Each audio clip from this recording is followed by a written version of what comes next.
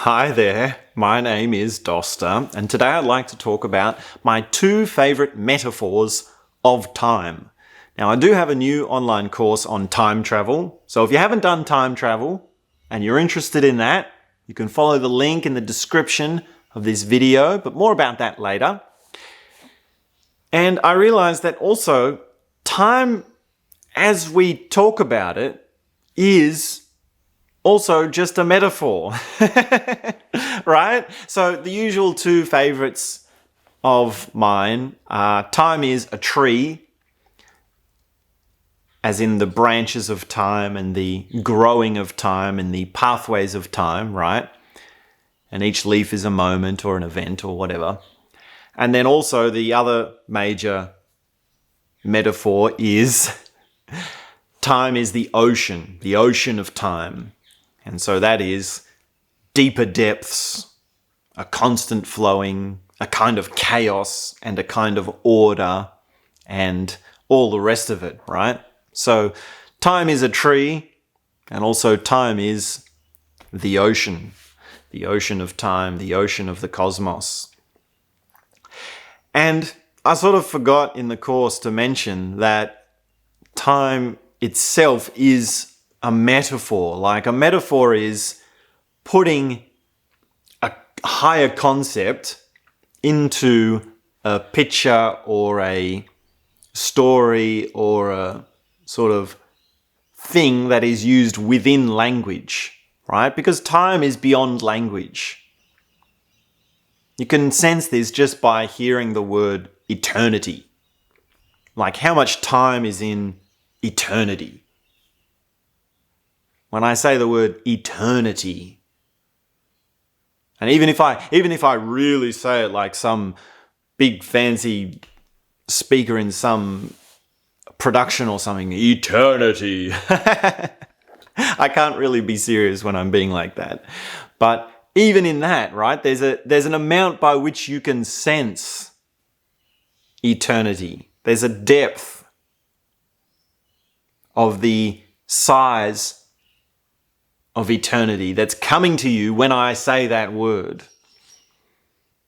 Now, how it is that you deepen that response and how it is that I can convey that is the dynamics of the metaphor, right? That is the mechanism by which you are moving towards a deeper experience. Now, in a sense, all language is a metaphor, and we can argue over what it is that language is actually trying to bring you towards. Have you ever wondered that? If we were to anthropomorphize language for a second and say, let's just metaphorically think if language was a person and we sat them down on the couch and we said, what is it that you're trying to do? What would language say? And we can ask it in a number of different ways. What is it that you want? What is it that you're working towards? What is your goal? Why are you putting in so much effort? Why are you trying to do so much of whatever it is that you're trying to do? Do you think it's successful? Do you think it's working, what you're doing? Now just think of some of the interesting answers that might come up when we ask language that.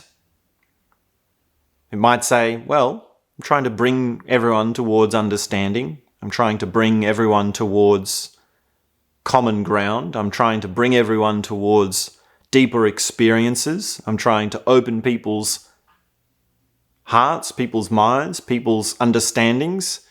I'm trying to bring peace to people. I'm trying to decide what it is that's most important and discover what's next in the evolutionary unfolding of humanity, right? There's so many amazing answers that would come if only language was a person, metaphorically speaking. Now, of course, we can do the same with time, right? If time was a person, how would that go? What is time trying to do? And when we say time as a metaphor, we can look at it not just by, well, what is it that time is trying to do, but we can ask all sorts of questions. We could say, time, why is it that you exist at all? Why is it that I experience you in different ways at different times, and you make an impression at different times throughout my life, and I have different feelings towards it? Right? We can ask you that directly. What is it that you feel about time? And you can see how metaphorical that question is immediately. And also how powerful it is. Why is it that we measure time? How is it that you measure time? Do you measure time by the days of the week? Or do you count the days? Or do you do it by the days of the month on the calendar? Or do you create your own system? Do you follow the clock or do you follow timers?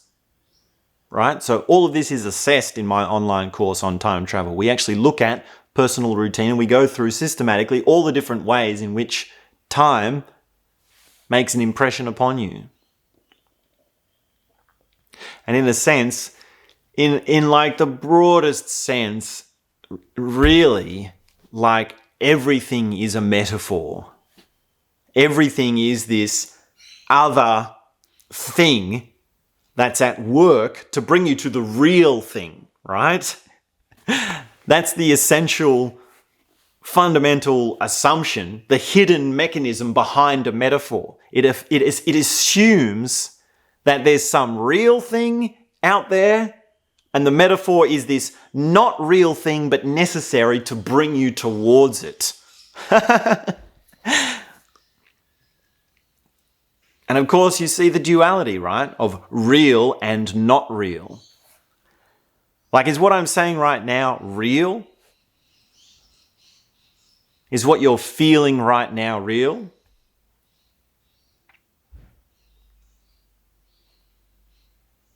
And can you see how whatever it is that's happening within you, if it's not real, it's somehow at work to bring you towards the real?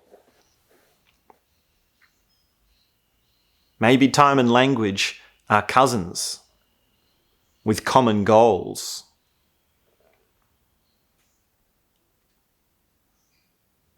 Maybe they are in an eternal drive towards human unfolding of consciousness, of beauty, of love.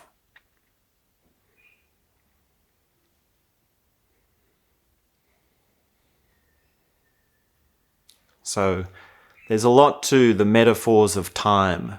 There's a lot to metaphors in general. And I talk about this at length in my online course on time travel. So you can watch the introduction videos.